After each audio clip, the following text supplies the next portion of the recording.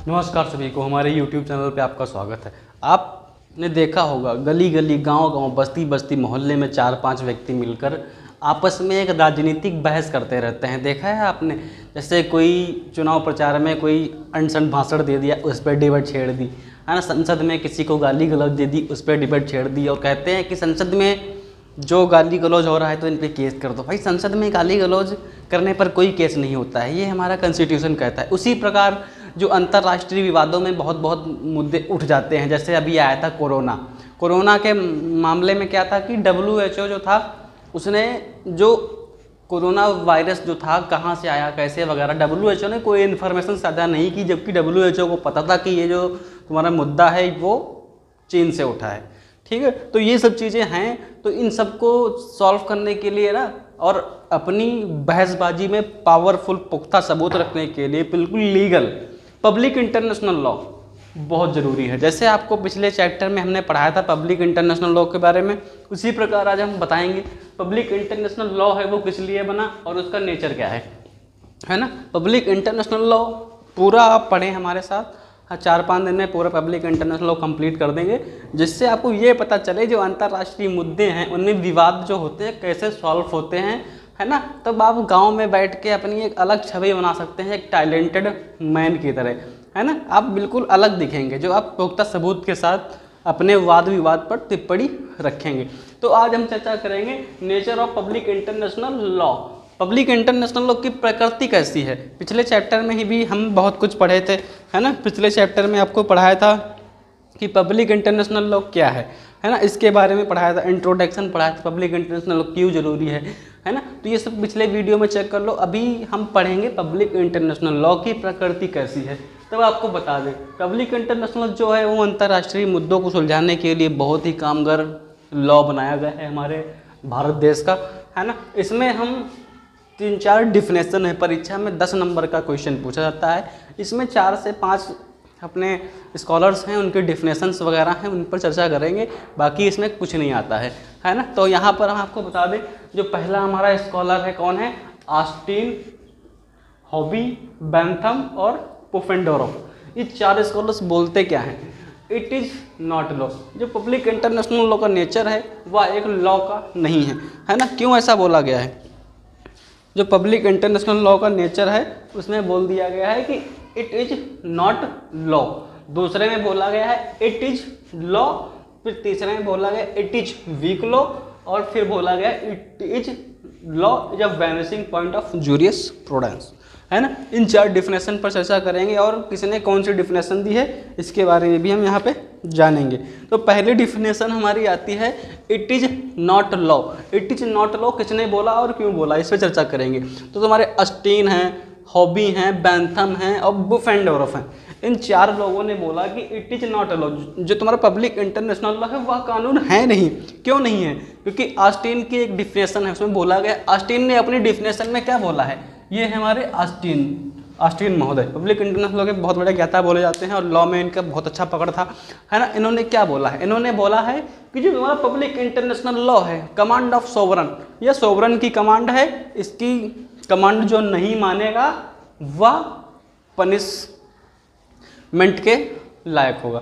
मतलब कहने का तात्पर्य यह है कि जो तुम्हारा पब्लिक इंटरनेशनल लॉ है या एक सीनियर पर्सन की कमांड है, जैसे अपने वहाँ प्रधानमंत्री, राष्ट्रपति, है ना। पब्लिक इंटरनेशनल लॉ प्रधानमंत्री, राष्ट्रपति की कमांड है। इसको जो अगर फॉलो नहीं करोगे तो आपको सज़ा दी जाएगी।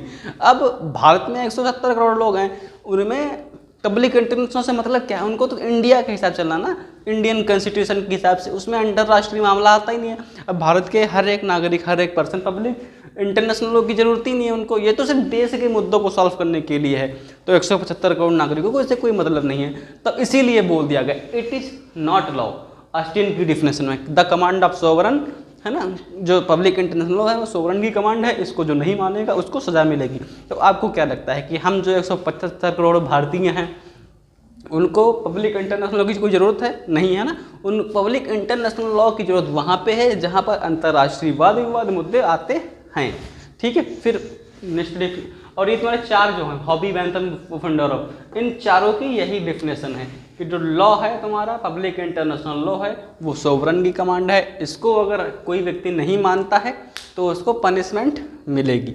तो ये जो तुम्हारा डिफिनेशन था nature of public international law का, ये परीक्षा में पूछ लिया जाता है ना। तो ये आपको इट जैसे आ गया nature of public international law, it is not law किसने बोला, तो ऑस्टिन, हॉबी, बेंथम, पुफेंडोरफ का नाम आप लिख सकते हैं।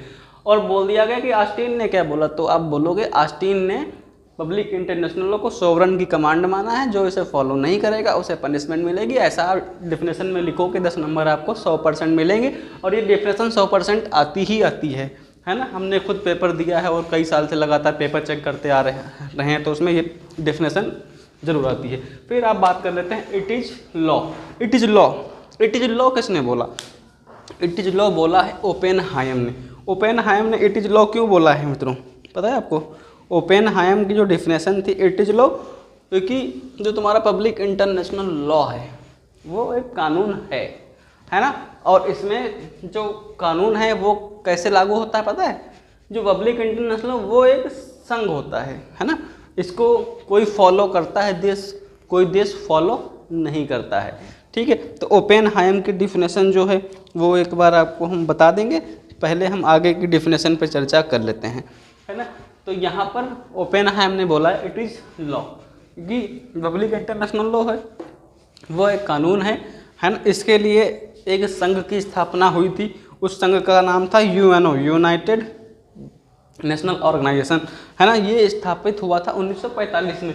यह जो अंतर्राष्ट्रीय मुद्दों को सॉल्व करने के लिए रूल्स एंड रेगुलेशन बनाता है वह एक लॉ के रूप में कार्यरत रहता है। उसी को हर देश फॉलो करते हैं। जैसे आपको बता दें गुड फेथ, गुड फेथ कौन नहीं फॉलो करता? सारे देश, सारी कंट्री और सारे वेरियस स्टेट्स गुड फेथ को फॉलो करते हैं। तो कानून है, इसीलिए ओपेनहाइम ने बोल दिया इट इज लॉ।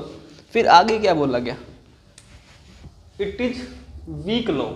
फिर तीसरे ऑप्शन में बोला गया जो पब्लिक इंटरनेशनल लॉ है it is weak law. It is weak law किसने बोला? स्टार्क ने। किसने बोला? स्टार्क ने। डिफिनेशन में पूछा जाता है तो आप लिख सकते हो इट इज नॉट लॉ किसने बोला? इन चार ने बोला। और ऑस्टिन की डिफिनेशन क्या थी वो लिख देना। ओपेनहाइम ने क्या बोला? ओपेनहाइम ने बोला it is law, public international जो लॉ जो है वो है कानून है, और इसमें गुड फेथ वगैरह आप यूएनओ संघ वगैरह डाल सकते हैं। फिर बोल दिया गया तीसरी डिफिनेशन में तीसरे स्कॉलर्स ने it is weak law. Stark ने बोला। किसने बोला? इट इज वीक लॉ किसने बोला? स्टार्क ने। स्टार्क ने क्या बोला? It is weak law. किसने बोला? स्टार्क। स्टार्क ने बोल दिया it is weak law. Stark ने इट इज वीक लॉ क्यों बोल दिया? क्योंकि जो तुम्हारा पब्लिक इंटरनेशनल लॉ है मित्रों उसमें लेजिस्लेटिव काउंसिल नहीं है ना, और दूसरा एग्जीक्यूटिव पावर नहीं है, तीसरा जुडिशरी नहीं है। तो इसीलिए इसको बोला गया it is weak law. Stark ने भी अपने साथ सही बोला। पब्लिक इंटरनेशनल जो है वो तो अंतर्राष्ट्रीय मुद्दों को सॉल्व करने के लिए है। वो अंतर्राष्ट्रीय मतलब सभी देश, सभी स्टेट, सभी कंट्री, है ना। और सभी कंट्री के लिए एक लेजिस्लेटर है नहीं है, एक एग्जीक्यूटिव पावर है नहीं है, हर देश का अपना अपना अलग एग्जीक्यूटिव पावर है, कोई जुडिशरी है नहीं है। लेकिन तुम्हारा यूएनओ जो 1945 में स्थापित हुआ था वो एक प्रकार से जुडिशरी ही है, लेकिन उसको हम जुडिशरी नहीं मानेंगे, बहुत से देश फॉलो नहीं करते हैं, है ना। जो स्वतंत्र होते हैं जैसे दक्षिण कोरिया वगैरह बहुत से देश फॉलो नहीं करते, है ना। तो इनकी भी बात सही है। स्टार्क ने बोला it is week law. It is week law क्यों बोला? क्योंकि इसमें लेजिस्लेटिव नहीं है, एग्जीक्यूटिव पावर नहीं है, जुडिशरी भी नहीं है, इसीलिए इसको बोल दिया गया इट इज़ वीक लॉ।